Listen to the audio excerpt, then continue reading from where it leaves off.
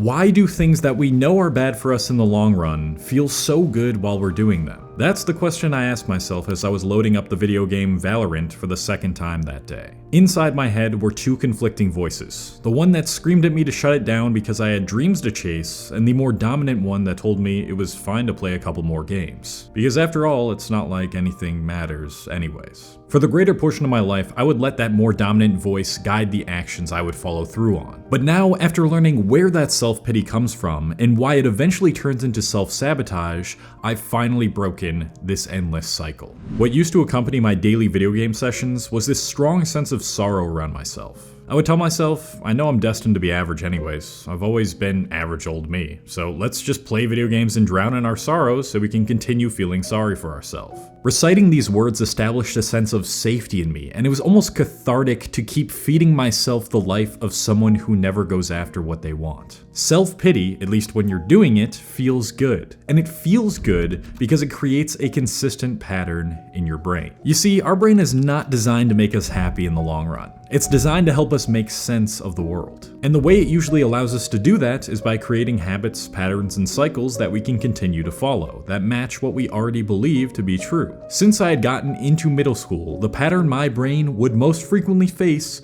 was inadequacy. I was on a baseball team for around a year during that time, and soon came to realize I wasn't that good. And since I was never taught that failure breeds improvement, I ended up leaving my coach a voicemail giving some sort of half-ass excuse as to why I couldn't play anymore. I even teared up a bit during that call. To my surprise, he ended up relaying that little detail to my friends who also played in the same baseball league, and I got roasted for it. This was also around the time where my grades were about as bad as someone who was purposefully trying to flunk out of school so they didn't have to show up to class anymore. The concepts in classes like chemistry and biology were difficult to me, and since I didn't understand the importance of studying even when you don't feel like it eventually got to the point where parent-teacher conferences had to be scheduled. And I grew up under the impression that I do not deserve love unless I'm meeting other people's expectations and fitting in with everyone else. But since I was constantly failing to live up to those expectations and really feel like I fit in with other people, the love that I needed in order to feel like I was worth something was scarce. It wasn't just one of these events that made me start to default to pitying myself whenever life decided to shit on me. We all go through some sort of unwanted suffering and failure. But it was how many piled up in my formative years and how ill-equipped I was to handle them that made self-sabotaging become the familiar pattern for my brain. And it's the reason why pitying myself to cope with those issues became the norm. Another reason why self-pity feels so good, which is massively important to understand, is because it puts the blame on something or someone outside of you. By not assuming responsibility for your mental or physical state and instead saying, well, I'm like this because this happened to me, or because this person did this to me, it helps keep your brain in its usual pattern and makes sense to it, which feels safe. If the bulk of your life so far has been similar to what mine was, then I bet you too are letting your brain's biases to generate negative patterns shape your future actions. And every time you think of breaking out of this negative cycle, your brain tells you, well, that doesn't match up with the evidence I have about who you are, so that's a bad idea, because on the other end of that lies uncertainty. It's like a person who keeps going back to their toxic ex or chooses manipulative, abusive partners over stable, healthy ones. Somewhere deep down, they know they're gonna get hurt if they keep doing this, but an actual healthy relationship does not match up with the patterns of their past and what their brain thinks they deserve. In order to stop this cycle, you must start the formation of a new pattern in your brain. A pattern that seeps through your pre-existing software, tinkers with the wires a little, and makes it so that self-discovery, love, and growth becomes the new default state. So let's start this by trying to reverse engineer the problem. The reason I got to the point where self-pity and sabotage felt so good and became a pattern is because I had a stack of evidence from my life's experience and word of mouth from others that I was inadequate and unworthy of happiness and success. What are experiences and word of mouth composed of? They are composed of the outcome of certain situations, how I perceived those outcomes, and how other people treated me, which then reinforced those beliefs I had. So in order to replace the current software, I had to overwrite the outcomes of those situations and how people treated me with new outcomes and a new stream of feedback from others. Which is basically just a fancy way of saying I need to build a new set of evidence and new opinions about myself that make my brain realize that I'm worth something. Now, think of what comprises a person who doesn't feel sorry for themselves and doesn't self-sabotage. What stack of evidence do you think this type of person has? Well, it's probably pretty close to the complete opposite of what we've gotten so far in our lives. They probably succeeded in most of the things that they tried to do. Maybe good grades and being good at various different interests came easy to them. But even if they failed at some things, or didn't do that well in them, their parents were probably supportive and encouraged them to fail, and their friends likely did the same. All of this culminated into this intrinsic high value that they've always had within themselves. And I bet that for a lot of people that fit that description, they are consistently taking care of their body and their skin using something like Tiege Hanley. One of the best ways I've found to increase my confidence is to actually take care of my physical appearance, because you're basically telling yourself when you do that you are someone who is worthy of being taken care of. I recommend starting with Tiege Hanley's Level 1 skincare system, which comes with a daily face wash, an exfoliating scrub, an AM moisturizer with SPF 20, and a PM moisturizer. The face wash is used almost every day, and the AM moisturizer is always going on every day, especially in the summer before I go outside. Having face moisturizer is great, but also one with SPF in it is even better, because if you've seen pictures that I've showed on this sponsor before,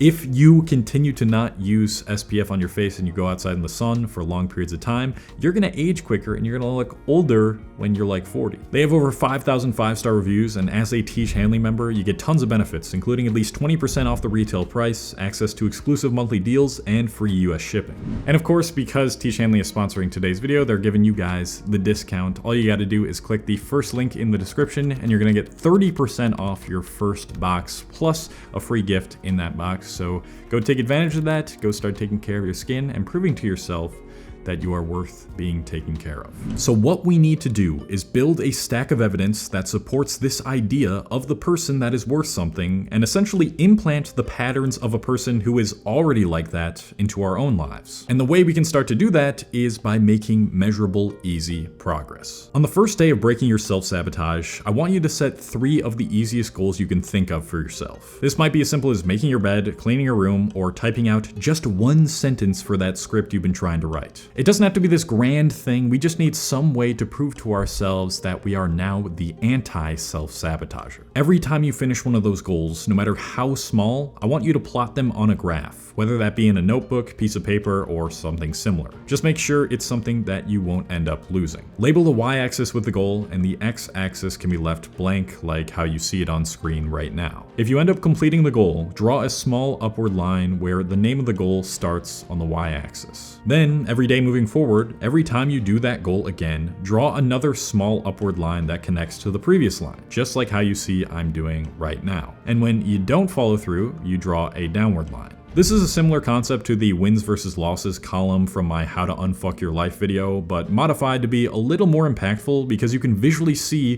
that you're making upward progress. This means that as long as the general trend is going upward, that even if you have a lot of days where you didn't follow through and the line goes down, you have the evidence that you are no longer in a state of self-sabotage, and you can visually see that evidence. Do this for every daily goal, no matter how small or big, that will bring you closer to the life of the anti-self-sabotager. Eventually, as you continue to do this, you will have that stack of evidence that the anti-self-sabotager has had since they were young. You'll realize that you are in fact capable of growing, getting out of the pattern that you've been stuck in for so long, and this will start to produce thoughts like, I am enough, I can make progress, and I am someone who is capable of achieving great things even when they're difficult. Now, it's inevitable that your goals will evolve and change over time. Soon, the goal of writing 1 sentence may need to be changed to write a whole script in 1 day, since you'll become capable of handling more load. So if that name on the y-axis needs updating, be sure to update it. You can plot multiple goals on one graph, but I wouldn't go over more than 3 because 3 is the max before it gets really messy. Now, there will inevitably be those days where patterns of self-pity and negative thoughts will feel much louder than usual. And that's why on those days, it's all the more important to scour through your house, collecting all the past graphs you've made so you can visually see and remember just how far you've come. So now we've created a stack of visual evidence that we are the anti-self-sabotager. What would we call an anti-self-sabotager? A self-enjoyer? Yeah, you're now the self-enjoyer. But without word of mouth from others that are confirming to us that we are capable of making progress and that we're worthy of love and growth, it's not gonna feel convincing enough to us, especially in the early stages. Remember, the perception of the outcomes of your actions matter just as much as the outcomes themselves. You could actually be making progress, but never be acknowledging it because it goes against your brain's patterns that tell you you're incapable of change. And that's why it's all the more important to be surrounded by others that help lift you up. It's such a common trend nowadays for self-improvement content creators to say, stop caring what others think, but all that's gonna do is make you go crazy because you'll soon come to find that it's virtually impossible to stop caring what everyone is thinking. Getting validation from others feels good. It lets us know that we're doing something right, and it gives us that extra boost of motivation when we need it. So an upgraded version of that quote that's more useful is, stop caring about what other people think if the people are not offering any constructive criticism, aren't helping to lift you up, or are fueling your self-pity. The problem is finding people to give you positive feedback is really hard. I know that for me, I didn't feel safe in telling my friends and family about my goals, and even if I did, it wouldn't really be the feedback that I needed. Perhaps you can do some research into finding the right group of people to hang with in real life, and that's honestly what I recommend you do first. But if you're really struggling with finding the people who will give you the validation for completing your goals, then I've created communities online in which you can do this. I just added an accountability channel into my free Discord, and that is going to be dedicated to people sharing their progress and getting feedback from others on their goals. These people will reinforce to you that you are no longer the pattern that has reinforced your life up until this point,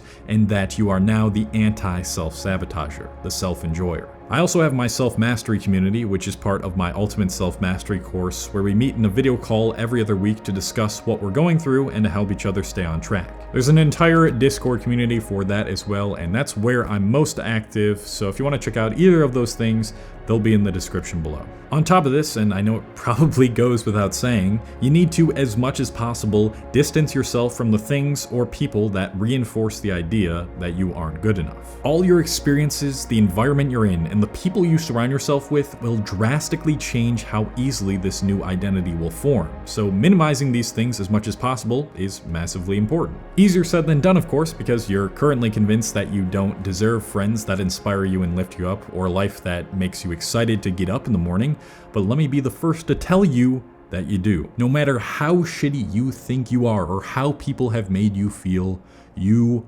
are enough. You have something great to bring in this world that only you can bring. And if after hearing me say that, your brain says to you, well, he's just trying to be nice anyway, that's bullshit, he doesn't really mean that. That's just a pattern. It's a pattern that your brain has convinced you with enough experience is true. And it's doing that because it's afraid that I might just be right. Now we have to tackle the most difficult part of this, because without being aware of it, even if you are making progress and getting consistent feedback from others, you will inevitably revert back to your old ways. And this is what I like to call the echo period. I've been doing this self-improvement thing for over 6 years now, and still, somehow I find that voice that once governed my life coming back to me in different ways. It's like something that reminds me of who I once was will trigger the old pattern, and I'll start being more susceptible to self-sabotage than usual. I think that's partly why I've been spending so much time playing video games again recently. I've gotten to a point where things are really comfortable, and I could just keep doing what I'm doing without improving anymore. This next stage of improvement and the thought of evolving more scares me so much that I try to sabotage ever getting there by playing games to avoid the fear. Even if you're doing everything that I've lined out for you in this video for a year or 2 years, your self-pitying, self-sabotaging identity will echo into the future. It won't be as powerful as it once was, but it will still arise from time to time. When this happens to you, you might start to panic. You'll say to that part of yourself, I thought I got rid of you. What are you doing here? Please go away forever. But instead of thinking you don't deserve to feel self-pity anymore and trying to push it away, you must validate that feeling. Think of how badly that version of you wanted validation from the version of yourself that you are now. Wouldn't it be nice to tell it what it was always waiting to hear? Now that you can start to separate your identity from that old pattern, say to it, I acknowledge you. I know why you still linger here, and I'm sorry you never got the respect you so desperately craved. I appreciate that you were once my friend, and I will let you arise in me when you need to. There's nothing wrong with your presence. Today, thanks to information like the stuff you found in this video, I can much more easily identify when I'm in a state of self-pity, separate from it, accept it, and take the necessary steps to break the cycle when it arises once again. I now have the evidence that I am capable of stopping myself from getting immersed into my games and other forms of sabotage as a way to escape my work. And so, that is what you and I will both continue to do moving forward. Thank you very much to all my patrons on Patreon. This is a platform separate for YouTube where I put out exclusive content, link in the description to that. And if you're still having trouble with being too hard on yourself and staying disciplined, this is one of my favorite videos that I've made on this topic. Check it out. And that is it. Love you guys. Peace.